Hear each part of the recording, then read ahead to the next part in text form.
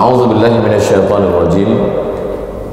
Wa idz qala rabbuka lil malaikati, ketika Allah berkata kepada malaikat, inni ja'ilun fil ardi khalifah, saya ingin menciptakan makhluk yang baru di bumi. Makhluk itu bernama khalifah. Khalifah itu artinya dalam bahasa Melayu pengganti. Nabi Muhammad penggantinya disebut dengan khalifah. Khalifah Nabi Muhammad memimpin kota Madinah, maka kita sebut Khalifah Abu Bakar Siddiq, sebab khalifah pengganti. Jadi kalau saya seorang mursyid dalam tarekat, Tuan Syekh, bila saya tak boleh datang, maka saya kirimkan pengganti. Pengganti itu disebut dengan khalifah. Bila manusia ini disebut dengan khalifah, pengganti, maknanya ada makhluk yang digantikan.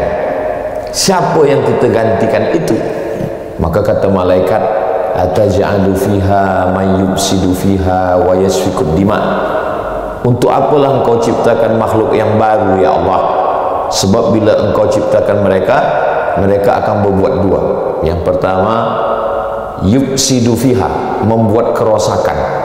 Yang kedua, wa yasfikud dima, menumpahkan darah, merosak alam semesta, menumpahkan darah dengan saling membunuh. Dari mana malaikat tahu bahwa makhluk yang baru ini akan membuat rosak dan menumpahkan darah, sedangkan makhluk itu belum lagi Allah ciptakan? Malaikat tahu sebab ada makhluk sebelum kita yang kita datang menggantikan mereka. Bila disebut kita dengan mereka, biasanya Allah sebut mereka dulu, baru kita. Misal dalam surah An-Nas, alladzi waswisu fi sudurin nas minal jinnati wan nas. Dia dulu baru kita. Qul la in ijtama'atil jinnu wal insu. Dalam ayat lain, wa ma khalaqatul jinna wal insa. Jadi makhluk yang sebelum kita itu adalah makhluk disebut dengan jin. Jin maknanya tertutup. Mereka disebut dengan makhluk jin sebab mata tertutup untuk memandang mereka. Tak boleh memandang mereka sebab ditutup Allah Ta'ala pandang, kecuali ada orang-orang yang memang dibolehkan Allah Subhanahu wa Ta'ala. Lalu kemudian mereka dulu diciptakan Allah, kemudian dia membuat kerosakan. Maka kata malaikat, nanti pun makhluk yang baru ini kalau diciptakan juga akan buat kerosakan ya Allah. Ataj'alu fiha ma yufsidu fiha wa yasfikud dima wa nahnu nusabbihu, sedangkan kami, kata malaikat, bertasbih, mensucikan engkau. Kalau engkau ciptakan makhluk yang baru hanya untuk bertasbih, tasbih kami lebih banyak lagi ya Allah. Untuk apalah engkau ciptakan mereka? Allah menjawab, inni a'lamu ma la ta'lamun. Aku lebih tahu yang kamu tidak tahu. Jadi rupanya makna aku tahu yang kamu tak tahu. Malaikat bertasbih kerana tidak ada hawa nafsu. Tak ada nafsu nak ingin menikah, tak ada nafsu punya anak sehingga melalaikan daripada bertasbih, tak ada nafsu ingin makan minum, tak ada nafsu ingin dunia. Memanglah dia bertasbih sebab tak ada keinginan. Tapi makhluk yang baru ini, dia ada hawa nafsu, tapi dia boleh bertasbih, maka dia lebih daripada kamu. Maka manusia, makhluk yang baru ini, bila dia beramal, dia melampaui darjah daripada malaikat, dia lebih tinggi daripada malaikat. Maka ketika Allah mengatakan, wa idh qulna lil malaikati isjudu li Adam, bersujudlah kamu semuanya kepada Adam, fasajadu, semua bersujud. Itu menunjukkan manusia lebih mulia daripada malaikat, sebab semua malaikat bersujud. Tapi bila dia melawan, maka kata Allah, bunyi ayat tu kurang elok sikit, macam tak ada adab. Kalau kita bahasakan Melayu, ulaika kal an'am, mereka macam, ada satu surah Al-An'am. Al-An'am binatang ternak.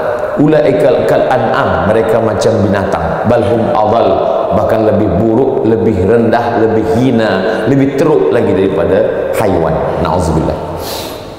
Jadi Allah ciptakan kita sebab Allah ingin sesuatu daripada kita.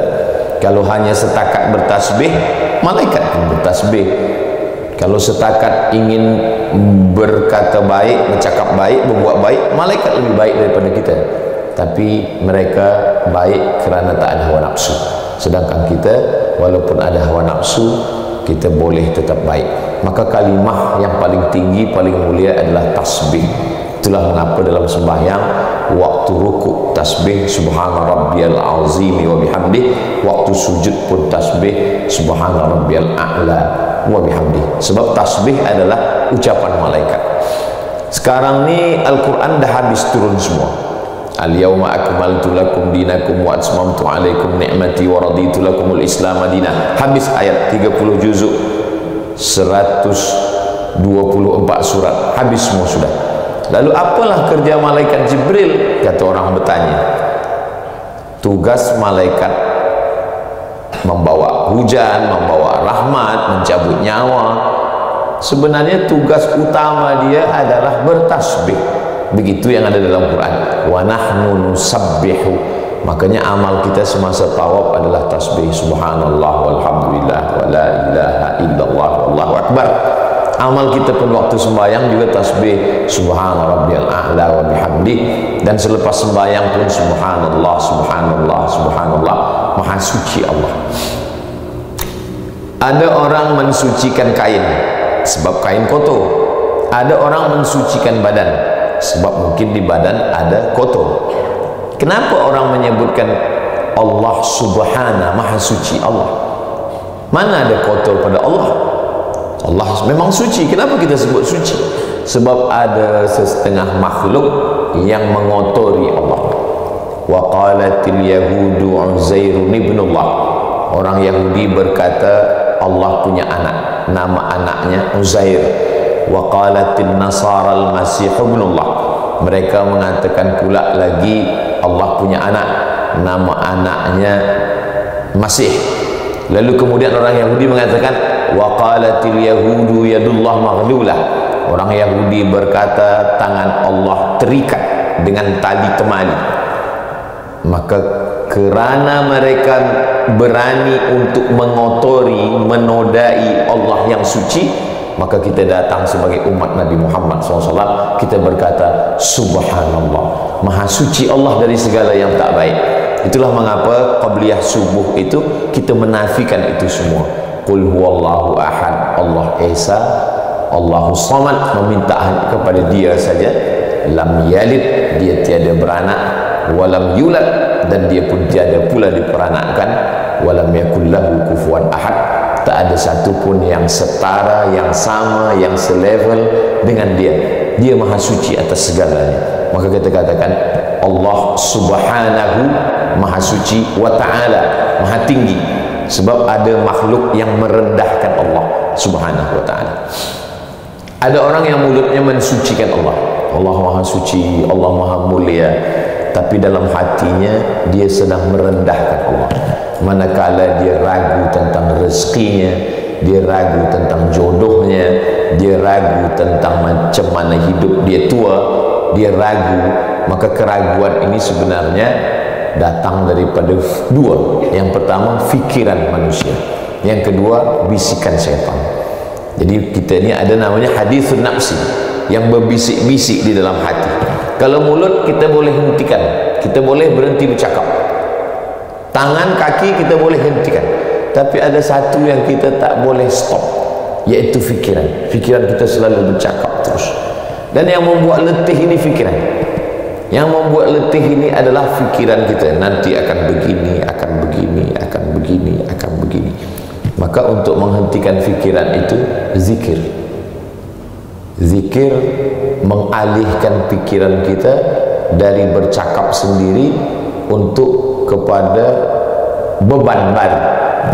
Makanya kalau orang yang tidak Islam, dia akan diajak untuk meditasi, memejamkan mata, memikirkan tentang dengar kicauan burung, mendengar suara air terjun, atau dia akan menghirup bau-bauan, harum-haruman bunga, lalu kemudian diajak untuk mengosongkan fikiran. Dalam Islam tidak.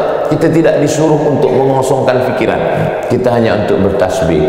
Kita diajak, maka kita dengarlah ulama tasbih yang elok, subhanallah wa bihamdihi subhanallahil azim. Kalimatani, dua kalimat, khafifatani 'alal lisan, ringan di lidah, thaqilatani fil mizan, tapi berat pada timbangan mizan hari kiamat. Habibatani ilar rahman, kalimah ini disukai, dicintai Allah.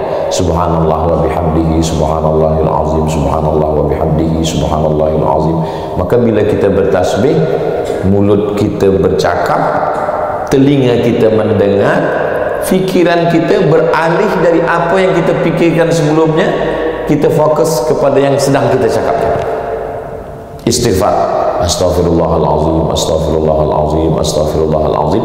Mulut kita bercakap, telinga kita mendengar, dan fikiran kita mulai beralih dari apa yang kita fikirkan sebelumnya. Maka tidak boleh ada kata kalau. Kalau, kata Nabi, kalau itu kunci syaitan. Ketika kita berpikir kesekali kalaulah dulu tak begini, akan datang kalaulah dulu tak begini, kalaulah dulu tak begini, kalau itu akan berputar terus. Maka orang yang stres, depression, berawal dari kata kalau, menyesal. Penyakit manusia ini dua. Ala inna awliya Allah, orang yang mendekatkan diri kepada Allah, dia selamat daripada dua. La khaufun alaihim walahum yahzan. Takut dan sedih. Apa beza takut dengan sedih? Takut itu masa hadapan. Takut macam mana 2024, macam mana 2025, macam mana anak-anak, macam mana cucu, macam mana. Sedangkan sedih masa lampau, sedih masa lalu, sedih 2023, sedih masa muda, sedih. Karena maka orang yang dekat kepada Allah, Allah bersihkan dia daripada dua. La khaufun, Allah kurangkan rasa takut masa hadapan. Walahum yahzanun, Allah kurangkan pula rasa sedih yang berkepanjangan, yang tak berkesudahan. Dan itu semua datangnya daripada zikir. Memang hati dalam diri kita, dia kita bawa dari mula dalam rahim sampailah saat ini, tapi dia bukan punya kita, dia punya Allah. Makanya selalu dalam doa, ya muqallibal qulub, engkau yang membalik-balikkan hati, engkau yang punya hati. Qalbul mu'min baina asabi'ir rahman, hati orang beriman seperti duit siling yang diputar balik di jari-jari manusia. Sesuka hati kuasa orang nak berbalik ke kiri, balik ke kanan, nak putar macam mana suka hati dia. Maka kita minta kepada Allah supaya sabit qulubana, kokohkan, kuatkan hati kami ala dinik, dalam agamamu, wa ala ta'atik, dalam ketaatan kepadamu. Ala bizikrillah, dengan banyak berzikir mengingat Allah, tatmainnul qulub, maka hati akan menjadi tenang. Subhanallah zikir, alhamdulillah zikir, Allahu akbar zikir, istighfar pun zikir, selawat pun zikir. Tapi kata Nabi yang paling elok di antara semua zikir, afdalul zikri la ilaha illallah, seelok-elok zikir la ilaha illallah. Lalu kemudian beberapa ulama menyusunkan yang paling ringkas, yang paling sikit, yang paling pendeknya tiga. Yang pertama istighfar, yang kedua solawat, yang ketiga la ilaha illallah. Istighfar, astaghfirullahalazim alladzi la ilaha illa huwal hayyul qayyum wa atubu ilaih. Bila kita beristighfar, maka mulut kita menyebut, telinga kita mendengar, fikiran kita fokus pada itu, ingat pada Allah, maka yang lain itu dia stop sejenak. Bila kita berhenti, dia datang balik. Mathalul ladzi yadhkuru rabbahu wal ladzi la yadhkuru rabbahu kamathalil hayy wal mayyit. Orang yang berzikir dengan tidak berzikir seperti orang hidup dan orang mati. Bila dia berzikir, dia hidup. Dia berhenti, dia mati. Bila kata orang yang sedang belajar ilmu biologi, hidup itu bergerak, berjalan, hidup, berhenti bernapas, mati. Tapi kalau menurut hadis tidak begitu. Bila kita berzikir, kita hidup, berhenti berzikir, kita mati. Maka bila kita tengok segala gerak mesti ada zikir. Jaga daripada tidur, zikir. Alhamdulillahilladzi ahyana ba'da ma amatana wa ilaihi nusyur. Melihat wajah di cermin, berzikir. Allahumma kama hassanta khalqi fahassin khuluqi. Masuk toilet, berzikir. Allahumma inni a'udzubika minal khubuthi wal khaba'is. Keluar daripada itu, berzikir. Ghufranaka. masuk kaki kiri, keluar kaki kanan. Apa sebenarnya yang diajarkan? Bagaimana kita sedar, memiliki kesadaran bahwa kita sedang berjalan, bahwa kita sedang bernafas, bahwa kita sedang hidup. Jadi sebenarnya orang bila dia tidak Islam, dia ingin menyadarkan dengan menyadari dia bernafas, nafas yang ditarik, nafas yang dihembuskan. Tapi bila kita dalam Islam, kita tidak disuruh itu. Kita hanya apa yang sedang kita lakukan, apa yang sedang kita buat, kita selalu ingat, kita balikkan kepada Allah Subhanahu wa taala. Bila kita keluar, bismillah tawakkaltu 'ala Allah, la haula wala quwata illa billah. Dan di beberapa jalan saya tengok di Malaysia ada tulisan subhanallah, walhamdulillah, la ilaha illallah, wallahu akbar. Bila orang sedang drive di jalan, mungkin dia terlupa, dia tengok. Atau di belakang kereta orang ada tulisan la masya Allah, tabarakallah, la haula wala quwata illa billah. Supaya apa? Supaya hati dia terus hidup. Sebab ini hanya kulit saja, yang di dalam itulah di dalam. Maka kata Nabi, ala fil jasadi mudghah, ketahuilah di dalam badan itu ada satu gumpal, ada satu ketul, ada satu genggam. Idza salahat, kalau dia baik, salahal jasadu kulluh, yang lain ikut jadi baik. Wa idza fasadat, kalau dia rosak, fasadal jasadu kulluh, maka yang lain pun ikut menjadi rosak. Ala wahyal qalb, dia adalah hati. Ada orang sebut jantung, ada orang sebut hati, ada sebut keduanya sekali, jantung hati.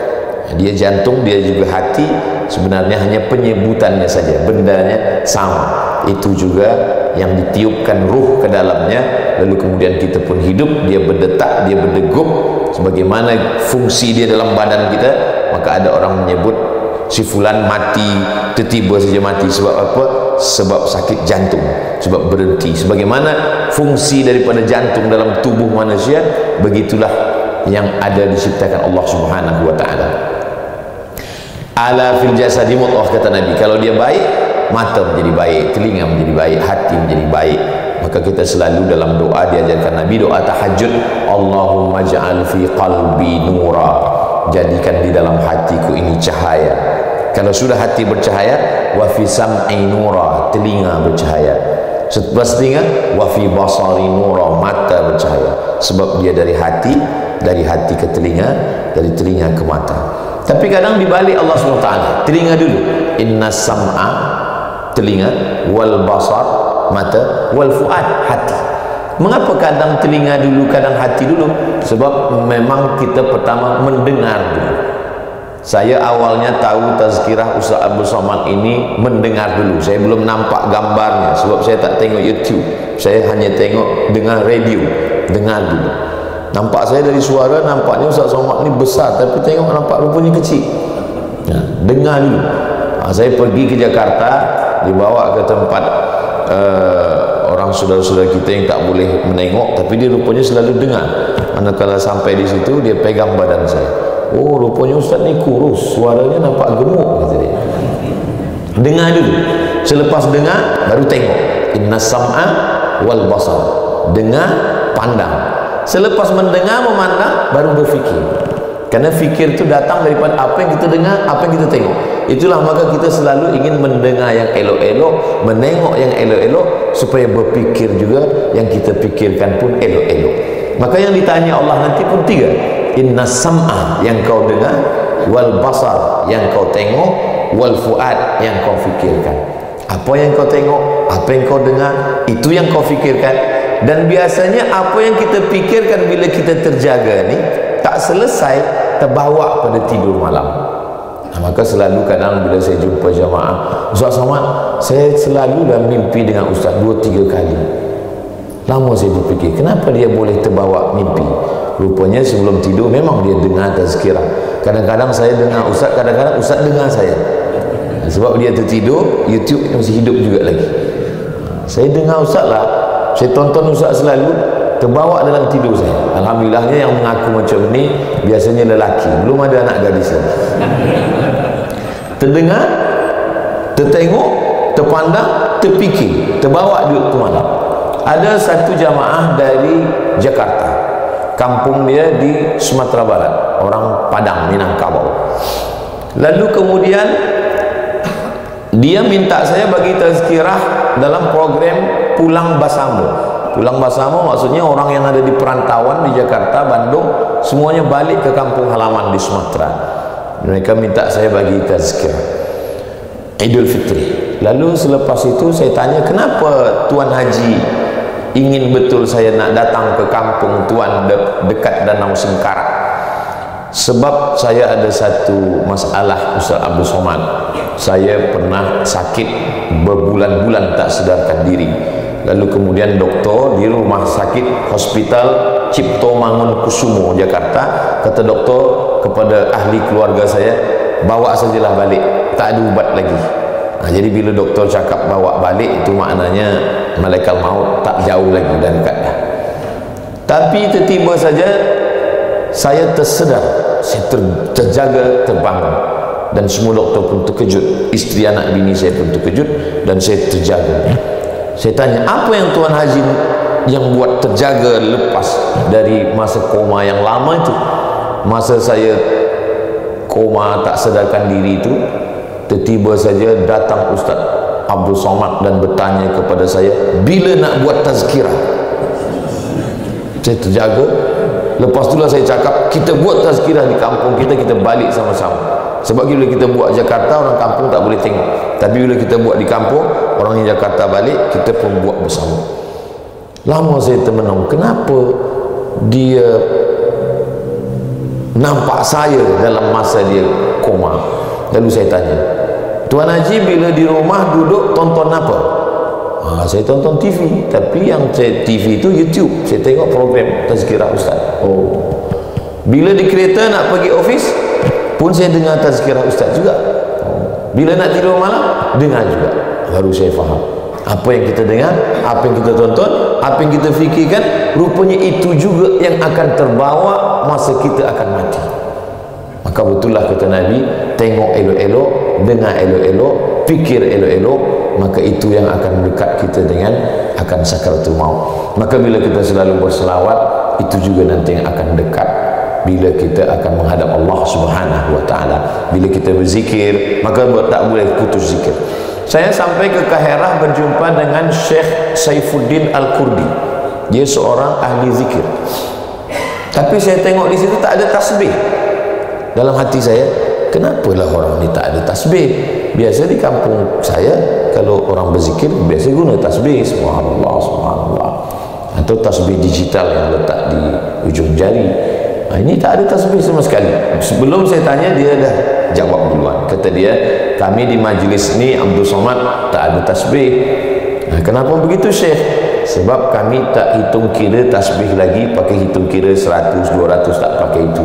Kami hitungnya pakai nafas. Nafas tu kan dua, tarik sekali, hembus sekali. Tariknya pun sekali Allah, hembus pun Allah. Tarik, tidak disebut, hanya didengar dan diingat saja dalam hati dan dalam fikiran. Kita fokus saja. Bila lupa, ingat balik. Bila lupa, ingat balik. Saya pun ajarkan kepada kamu, Abdul Somad, zikirlah macam itu. Bila sedang di kereta, di pesawat terbang, di jalan, tapi bercakap tetap macam itu. Saya pun sampaikan saat ini kepada tuan-puan sekalian, jangan pula sebab zikir nafas ni lalu kemudian tak nak bercakap. Esok ditanya Tan Sri, macam mana program kita? Tarik hembus saja. Bukan itu maksudnya kita tetap juga bercakap, bercerita, berbual, bersenda gurau dengan anak isteri, tapi kita tak lupa. Sebab yang kita khawatirkan kita mati na'udzubillah dalam keadaan lupa, dalam keadaan lalai. Nabi pernah bertanya kepada sahabat. Sahabat bertanya ke Nabi, Nabi menjawab, ya Rasulullah, ayyul a'mal khairun? Apa amal yang paling elok? Kata satu sahabat, amal paling elok mati jihad fisabilillah, mati berdarah. Kata satu sahabat, amal paling elok membina masjid. Satu sahabat, amal paling elok haji dan umrah. Satu sahabat, amal paling elok salat. Kata Nabi, antufariqad dunya, kau mati meninggalkan dunia, walisanuka ratbun, lidah engkau dalam keadaan basah. Basah kerana apa? Bizikrillah, kerana menyebut Allah Subhanahu wa ta'ala. Kadang kita ada juga sebut Allah, tapi sebut 33 kali, lepas itu berhenti, lepas itu lupa, sebut yang lain. Maka sebenarnya bila kita tengok, kita macam berjalan panjang, jalan panjang naik kereta jauh, maka kita berhenti kejap, rehat, lepas itu terus lagi. Maka 5 kali, 5 stesen berhenti. Subuh berhenti, terus lagi. Zuhur berhenti, terus lagi. Asar berhenti, terus lagi. Maghrib berhenti, terus lagi. Isya berhenti, terus lagi. Ada 2 stesen tambahan. Duha berhenti, terus lagi. Tahajud berhenti, terus lagi. Tapi sebenarnya antara satu stesen dengan stesen yang seterusnya itu pun sebenarnya kita tak boleh berhenti. Maka disebutkan dalam Quran, alladzina yadhkurunallah, orang yang berzikir mengingat Allah qiyaman, waktu tegak, wa qu'udan, waktu duduk, wa ala junubihim, waktu sedang telentang. Sebab posisi manusia ni 3: tegak, duduk, berbaring. Siapapun kita manusia tak lebih daripada 3: tegak, duduk, berbaring. Maka kita ingin waktu tegak pun berzikir, waktu duduk pun berzikir, waktu berbaring tertidur pun berzikir, dan sebelum tidur pun kita juga berzikir bismika Allahumma ahya wa amut, dan tertidur. Ada orang yang tak percaya pada Tuhan, ateis, kata dia tak adalah Tuhan ni, apalah. Kemudian yang percaya dengan yang tak percaya sama. Yang tak percaya Tuhan pun hidup, yang tak percaya pun ada rezeki, yang tak percaya Tuhan pun sihat. Maka bagi orang yang imannya setengah-setengah, lama-lama dia berfikir, iya juga ya, tak percaya Tuhan pun hidup juga, tak percaya Tuhan pun ada juga rezeki. Kadang yang tak percaya rezekinya lebih banyak pula dari lagi yang percaya. Elok tak percaya, kata dia. Maka kemudian naik pesawat terbang, kata yang percaya, dia berdoa, subhanalladzi sakhkhara lana hadza wa ma kunna lahu muqrinin wa inna ila rabbina lamunqalibun Allahumma antas sahibu fis safar. Allahu akbar, engkau maha besar, selamatkan kami. Kata yang tak percaya pada Tuhan, tak adalah Tuhan. Lepas tu pesawat terbang pun terbang, rupanya ada masa di atas mengalami awan turbulensi, lalu kemudian beberapa meter pesawat terbang turun. Bila terkejut, maka yang percaya dan tak percaya, yang tak percaya menjeritnya lebih kuat. Oh my God, kata dia. Yang percaya Tuhan, dia dah serahkan pada Tuhan, dia dah tertidur, dia dah lepaskan semuanya pada Tuhan. Sama macam orang naik kapal laut, bila dia bertuhan, dia dah lepaskan semua beg dia semua. Kenapa? Sebab dia berada dalam kapal yang besar. Tapi yang tak percaya, bagnya dia pegang semua. Jadi orang yang tak percaya pada ada Tuhan, dia sama macam orang naik kapal layar bahtera yang besar, Titanic, dan beg dia peluk. Bila ditanya, kenapa awak peluk beg? Saya takut.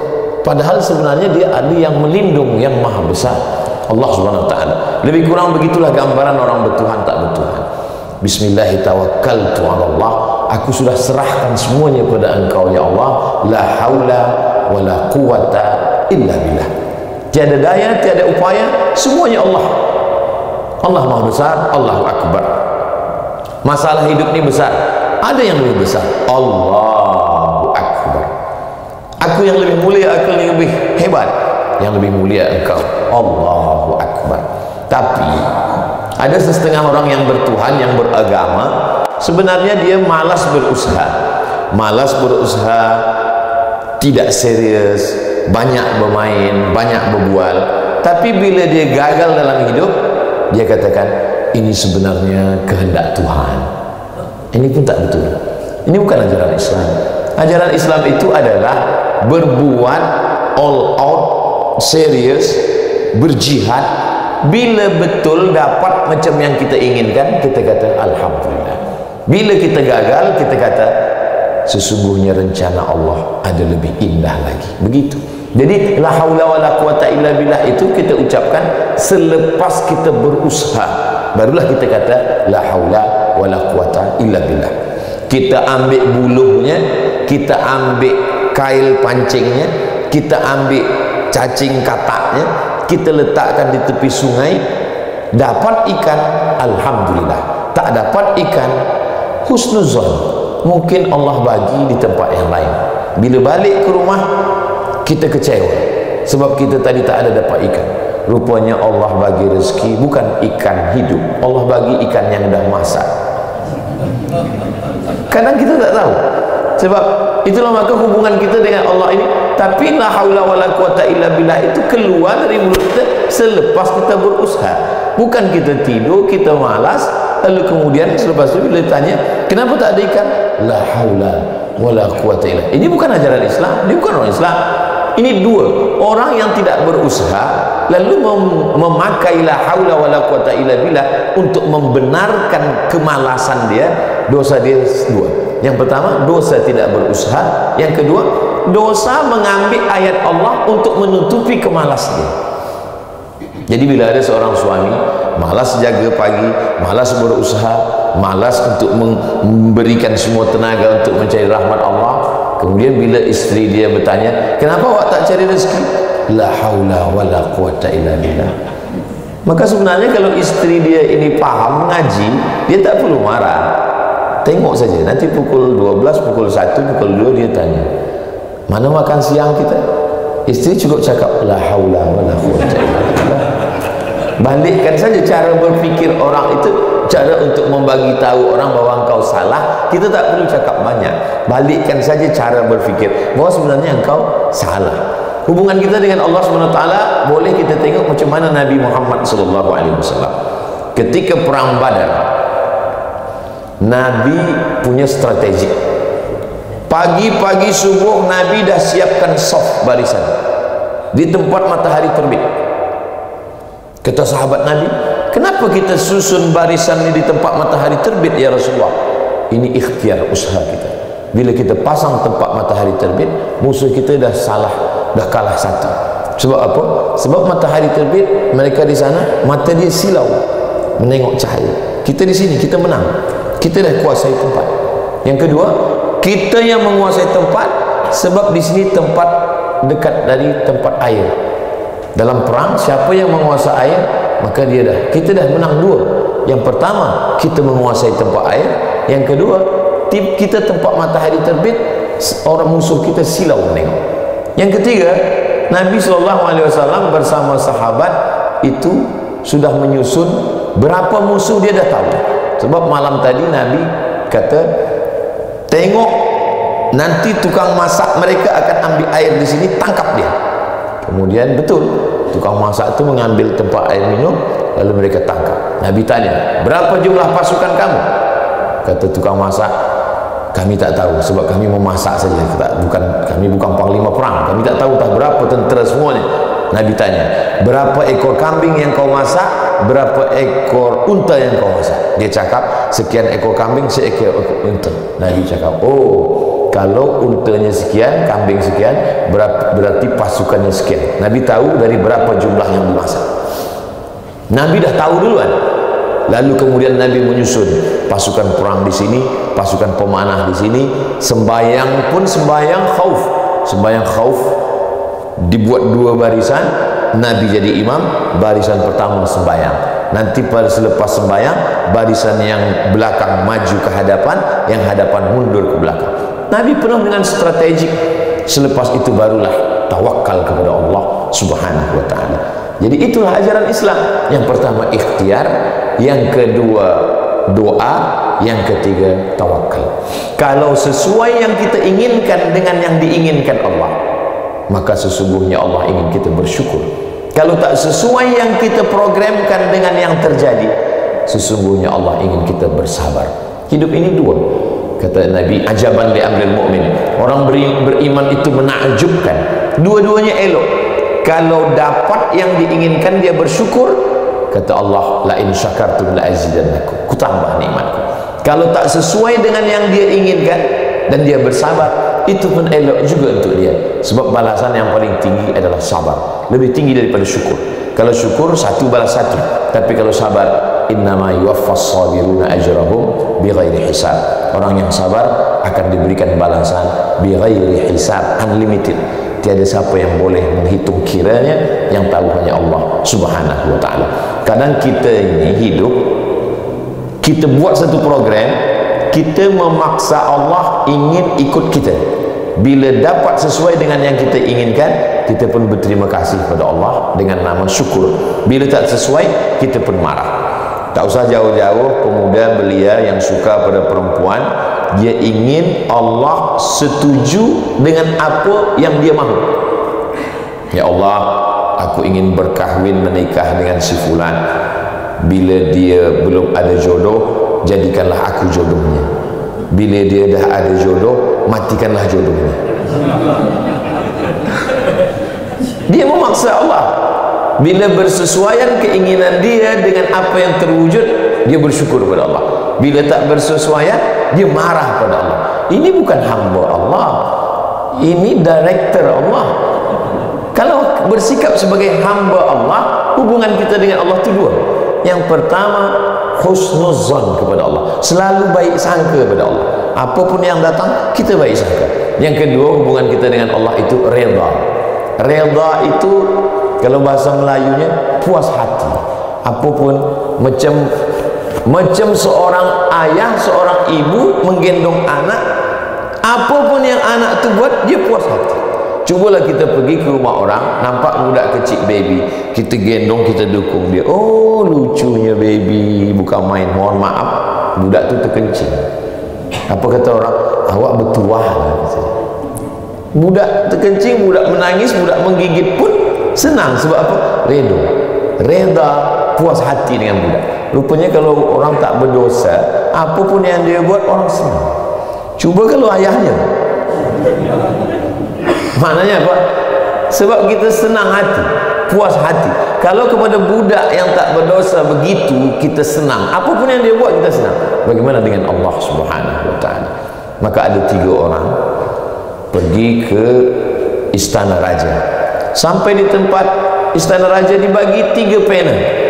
Orang pertama dibagi pena, orang yang kedua pun sama, yang ketiga pun sama, ballpoint untuk menulis.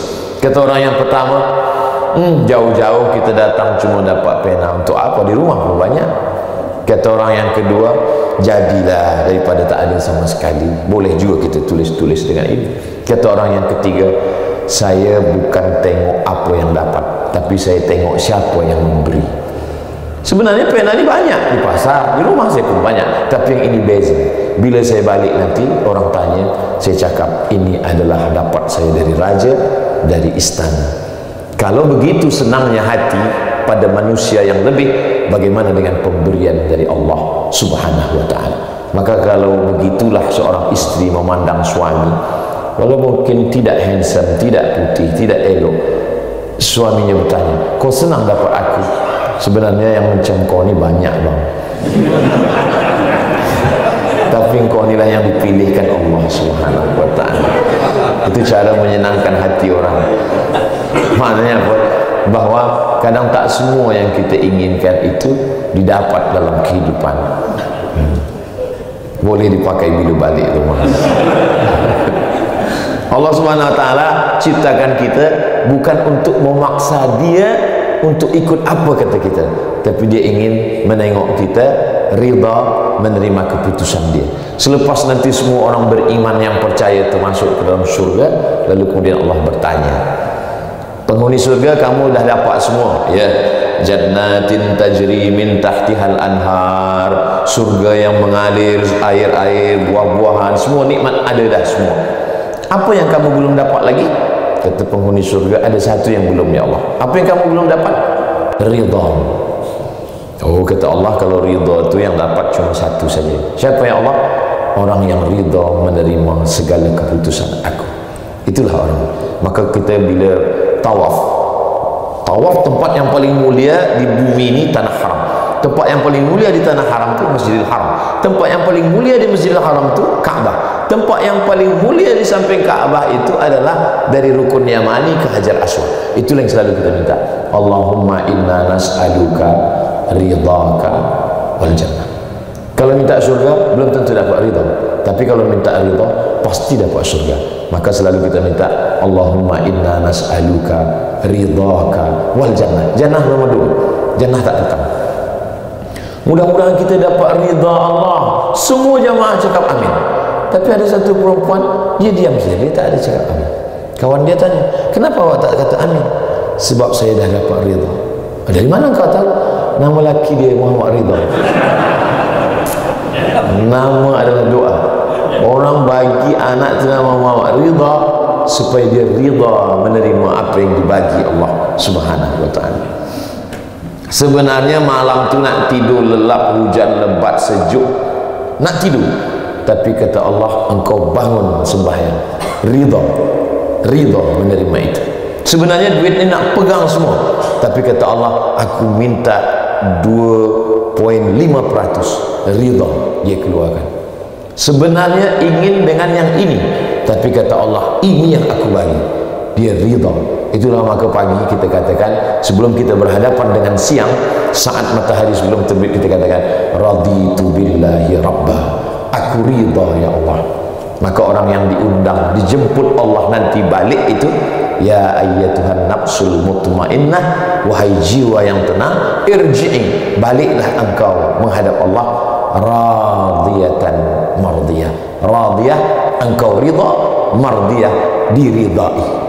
Jiwa kita ridha dan kita pun diridai Allah Subhanahu wa taala. Saya menyampaikan apa yang pernah saya dengar, apa yang saya tahu, tapi masalah ridha ni tak nampak. Kalau masalah baju nampak, masalah siapa yang paling tebal sorbannya, siapa yang paling elok topinya, siapa yang paling putih jubahnya nampak, tapi siapa yang paling ridha, siapa yang paling ikhlas tak nampak. Makanya Ustaz Abdul Somad yang paling tinggi saat ini, ya, tapi apakah paling ikhlas? Belum tentu. Yang tahu itu nanti manakala kita menghadap Allah Subhanahu wa taala. Mudah-mudahan kita semuanya ikhlas, ridha, bertawakal, dan termasuk orang yang diridhai Allah Subhanahu wa taala. Amin ya rabbal alamin. Itulah yang dapat boleh saya sampaikan pada kesempatan yang baik dan mulia ini. Yang baik datang dari Allah, yang tak baik dari hamba Allah yang dhaif. Untuk segala kebaikan-kebaikan, untuk Tan Sri, untuk kita semua, mudah-mudahan untuk keluarga kita, walaupun mereka tak hadir, tapi mereka selalu ada dalam hati kita. Ala hadhihi niyyah, untuk niat yang baik ini. Al-Fatihah.